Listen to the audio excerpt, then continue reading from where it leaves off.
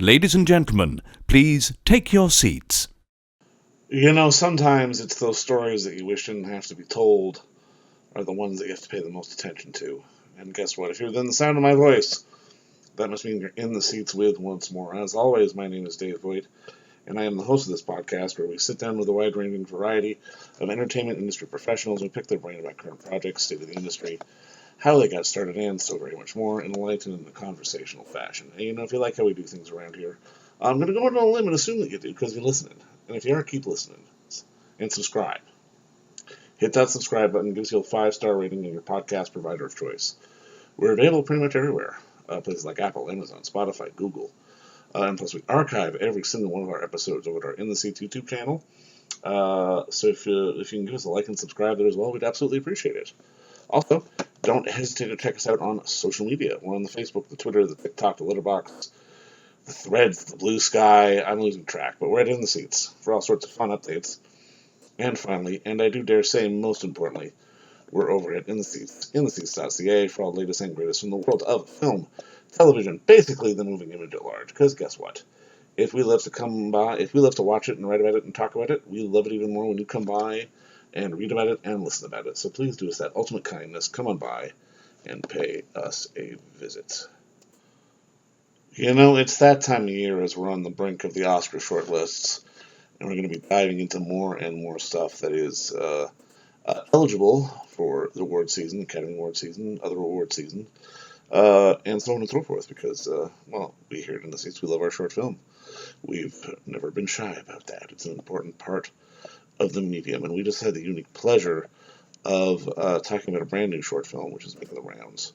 It really is a solid piece of work. It's called Her Fight, His Name, the story of Gwen Carr and Eric Garner. Obviously, you know Eric Garner is the young man who tragically lost his life on the streets of New York thanks to police violence, and his death was really sort of a tipping point for what has been going on, not only in America but all across the world as well. And we had the unique pleasure of sitting down with the filmmaker Brad Bailey to talk a little bit about making the film, because again, this is one of those stories that you kind of wish you didn't have to tell, but you still need to tell it, because as he got and sat down with Gwen Carr, who is the mother of Eric Garner, we really got a sense of the strength and the power that is needed to be able to sort of prism positive memories in a really, really unique way. And I mean, at the end of the day,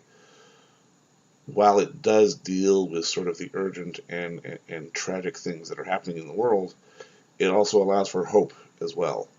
And it's a beautiful piece of work that, if you get a chance, if it gets nominated, if it doesn't, it's a short documentary that is more than worth the time. Like I said, it's called Her Fight, His Name, the story of Gwen Carr and Eric Garner. But first, enjoy our talk with director Brad Bailey, just to talk about the origins of it all and getting the thing made, because between you and me, it's a darn good conversation. All right, well, Brad, obviously, first off, thank you so much for the time today. I really appreciate this. And I mean, it's a stunning piece of work, because, I mean, I can imagine it's one of those films that, I almost want to congratulate you, but at the same time, it's one of those stories that you kind of wish didn't have to be told Yeah, at the same time. yeah. I'm kind of curious, like, walk me through your early days of I guess approaching Gwen and putting this together, because in many ways this really felt about a film about how he and his family lived almost as much about it as how he died. Mm. Oh, well, thank you. Thank you so much for having me here, and thank you for those words. And yeah, we that was the whole goal, making sure that like Eric's death and his legacy didn't sort of like just depend on those few minutes, on that fateful day on Bay Street in Staten Island.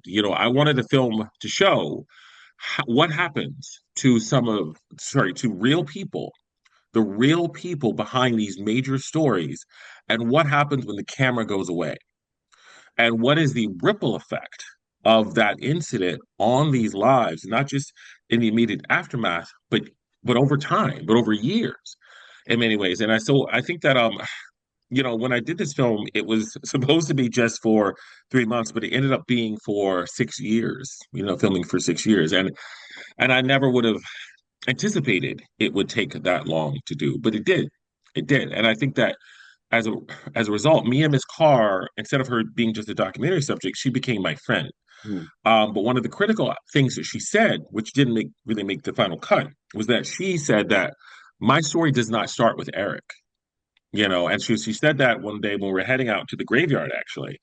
And that was a very illuminating quote to me when I realized that, like everyone, these are real people living their daily lives, and all of a sudden they're thrust into not just a media firestorm, a media hurricane. And she had to sort of withstand and sort of be strong and resilient and powerful through that whole time. Through that whole time. So I wanted to understand what happens in those public and those private moments.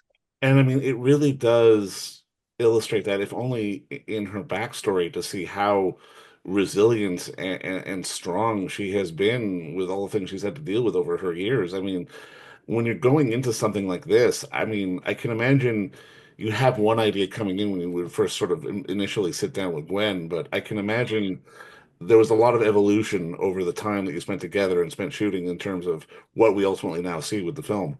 Absolutely. When we started shooting, Miss Carr clearly had done many press interviews Right. by that moment. But the thing is, though, she had never done anything that was like a long form, long time. Like even sitting down for the 4 hour interview we did for one of the core first interviews, she'd never done that before. And so it took some sort of getting used to on her part. But I think at the same time, she had an underlying trust in me. And I don't think she even like it's something I clearly had to learn.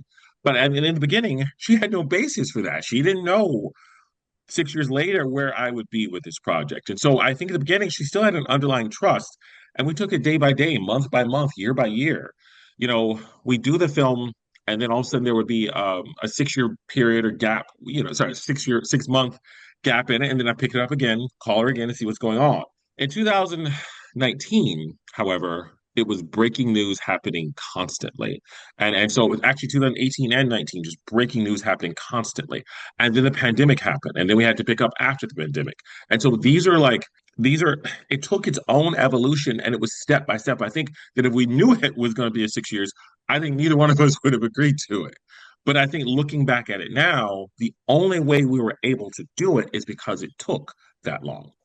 No, 100%. Because if at least for me, is if you were gave gravity to uh the realities of the situation, like you said, sort of that breaking news that we kept getting inundated with for a while, which was just so horrific. And it's one of those things where, especially when I can imagine when you're working with this car and just sort of getting everything together, I'm trying to think of the right word, but it feels like sort of the idea of perspective is Mm, very much in play here, because it's one of those things where, like you said, she undoubtedly did countless sort of news reporting interviews and was kind of almost numb to that. But I mean, was mm. there a point for you in working with her where sh you knew that maybe the shift had happened and this was going to be more of a personal and more sort of reflective and really trying to say something outside of the horror of the news and the event with what happened with Eric? Well, I knew that was going to happen early, actually. We ended up, um, we almost had an immediate kismet, actually.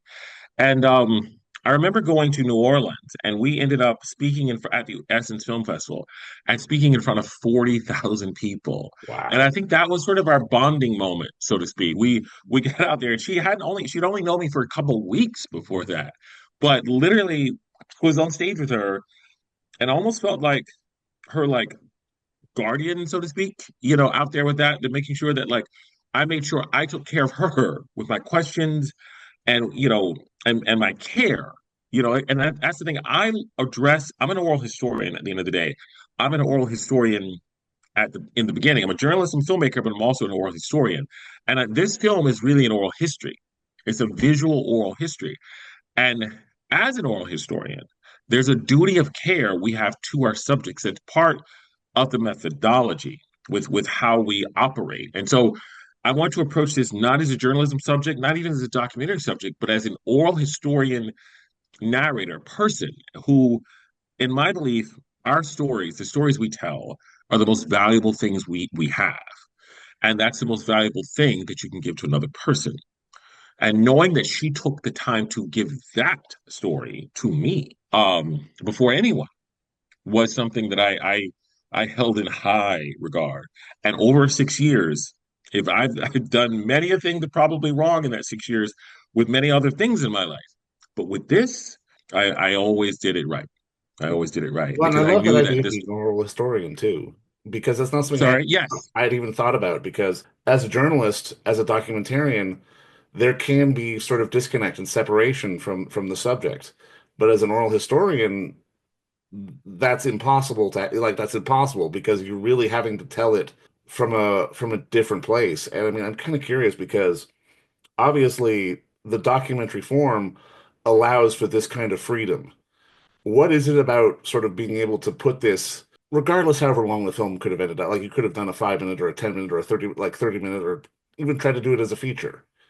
What is it about docs or the doc form that allowed you to go sort of the more oral historian route and be accepted Mm. with it? Well, absolutely.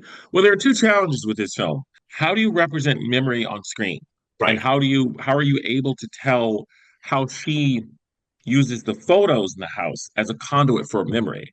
And so that was the major challenge. And so the great thing about the documentary form is that you have so much latitude and flexibility to do that. For this particular documentary, and and others I may change my mind, but in this particular documentary, I want to focus on her. The whole interview had to be from a first person perspective. So if anything happened in this documentary where she was not in the room when it happened, did not make the film. And there are plenty of moments that we shot with other people, we shot with other mothers, but for me, the whole film had to be a treatise on Gwen Carr's inner landscape, and for the audience to identify with her thoughts by the end of the film. And the only way to do that, I believe, was to approach it from an oral historian point of view, and as this film as an oral history, a Gwen Carr personal oral history. And you know what? That's what gives it weight because, I mean, at the end of the day, if you had just told us Eric's story in a journalistic or sort of documentary type style, it wouldn't have had the gravitas as it did here, getting it from Gwen's perspective and allowing us to sort of live in those moments as she did with, like you said, the photos and just sort of being a conduit for her memory and just sort of how she lived. And for just to start putting a bow on this, I've got to ask, it almost feels like in many ways there could have been pushback in sort of not telling this in a documentary kind of Mm. style. How was it for you to really want to focus on? I mean, I don't want to say you didn't focus on Eric, but you definitely focused more on Gwen, at least from my perspective, in terms of trying to give us perspective on the entire story. Yeah, exactly. Well, I mean, that was the thing. I realized that he was a extremely profound individual, human, who had a very deep reservoir of not just emotions, but history. And I had to bring that history to fore. I had to bring it to the foreground. And I knew that even before talking about the incident that happened in 2000, the Eric's death in 2014, there was always something leading up to that. He came from a family. He came from a mother who loved him very deeply, and who became his, as she says, physical vessel for him while he was being born, and then became his spiritual vessel to continue his message and his legacy after he passed away. And that was really where it came from. That Gwen is a vessel in many ways, and that vessel, and that other people are vessels in many ways, and that we all are vessels, not just for ourselves, but for the other people who tell us their stories. I am her vessel in many ways. I just realized, and so that's where I was trying to come from. But again, that's where the oral history comes in. So Now, I mean, just last question I've got to ask because obviously this is such an intense story and this is such a personal story. And as more and more people see it, I can see more and more people reacting to it in a variety of different ways. How was it for you, sort of when you had picture lock and you sat Gwen down for the first time to see it? well, she's seen different incarnations of it. But I think when she saw this final version, she was there with somebody who's also really close to her who knows her very well. And I was very nervous. I was very nervous because it already locked. It already Right. locked. And so there was no changing of it. There was no changing it. And but when she saw it and she smiled, I knew that she loved it. And the person with her was like, this is her life. This is her story. And the person that was with her had never seen any cut we done whatsoever. She just always knew I was Miss Carr's friend. She always knew I would just show up. So she didn't know or had actually seen the film until we sat down recently. And she was like, "Thank you for this." She's like, "This you shared her life, and you didn't hold back." And that was the goal. And we didn't hold back from that. We wanted to show the reality of it. And I think, and because that's what Miss Carr is. So Well, and it was the reality of a hard life, but a light that was shining through that as well. And I mean, I think that's such a great message to put through at the end of the day. But I mean, Brad, you've done a hell of a piece of work here. And just again, thank you for the time today and congrats on the film. thank you. I appreciate your time and consideration today. I really do. You're Thank you. very welcome. All right. Bye, everyone. And don't forget to visit our friends over at Bay Street Video for all your DVD, Blu-ray rental, or purchasing needs this summer, as they are still open for curbside and some mailing delivery as well. Over at 1172 Bay Street, Toronto, Ontario, Canada, you can give them a call at 416-964-9088. That's 416-964-9088. Or send them an email at baystreetvideoto@gmail.com for any of your DVD and Blu-ray needs.